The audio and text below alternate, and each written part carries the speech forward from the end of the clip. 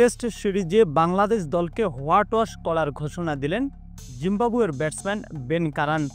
Press কনফারেন্সে কেমন মন্তব্য শুনে রীতিমতো চমকে গেছে ক্রিকেট দুনিয়া।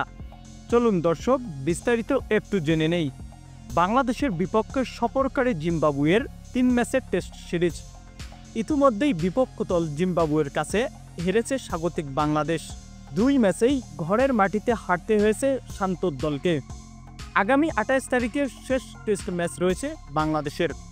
আর এই ম্যাচকে উদ্দেশ্য করে জিম্বাবুয়ের ব্যাটসম্যান বেন কারান সংবাদ সম্মেলনে বলেন, বাংলাদেশ দল আমাদের কাছে 2 ম্যাচ হারতে হয়েছে, ফলে আমরা শেষ ম্যাচে জয় তুলে তাদেরকে হোয়াইট ওয়াশ করব। এটা নিয়ে কোনো চিন্তার কারণ নেই। প্রিয় দর্শক, বেন কারানের এমন মন্তব্যটি আপনি কিভাবে দেখছেন জানিয়ে দিবেন ভিডিওর কমেন্ট বক্সে।